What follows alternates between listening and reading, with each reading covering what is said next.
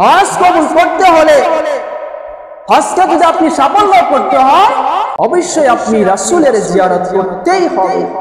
আপনি হাজারো হজ করতে পারেন, যদি রাসূলকে যদি আপনি খুশি না করতে পারে, তাহলে কি আপনি ওই হজ দিয়ে জান্নাতে যেতে পারবেন? যে ব্যক্তি হজ করিল কিন্তু আমার জিয়ারত করিল না, সে ব্যক্তি জুলুম করিল। নাউজুবিল্লাহ বলুন। সে ব্যক্তি কি করিল? জুলুম করিল। আজকে বিভিন্ন পন্থীর আলেম আজকে অনেকে বলে যে হজ করতে হলে জিয়ারত করা লাগবে না, এটা হজের কোনো অংশ নয়। ঠিক আছে, এটা হজের কোনো অংশ নয়, কিন্তু যার উসিলায় আপনি হজ পেয়েছে তাকে কি আপনি জিয়ারত করবেন না? যার উসিলায় আপনি, যার সুপারিশ ছাড়া আপনি জান্নাতে যেতে পারবেন না, আপনি হাজারো হজ করতে পারেন, যদি রাসূলকে যদি আপনি খুশি না করতে পারে, তাহলে কি আপনি ওই হজ দিয়ে জান্নাতে যেতে পারবেন?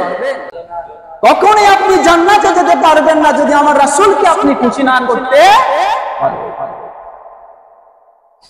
আল্লাহ পাক রব্বুল আলামিন সমস্ত কিছু যার উসিলায় সৃষ্টি করেছেন, যার উসিলায় আমরা শ্রেষ্ঠ উম্মত হতে পেরেছি, যার উসিলায় আমরা সকল উম্মতকে আমরা জান্নাতে প্রবেশ করব, যার উসিলায় আমরা এত নিয়ামত পেয়েছি।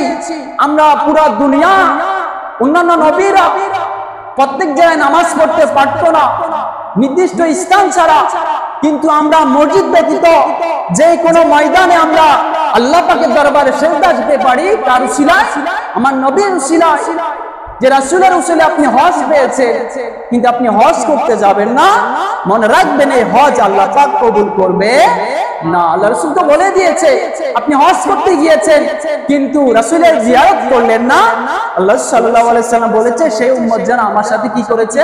জুলুম করেছে।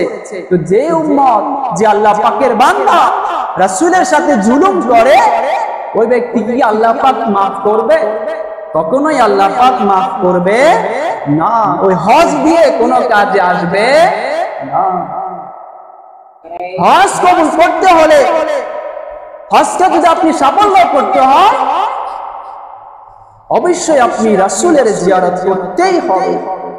অন্যথায় আপনি হজের ফজিলত, হজের যে একটা নিয়ামত সওয়াব, ওটা আল্লাহ পাকের দরবারে পৌঁছাবে না।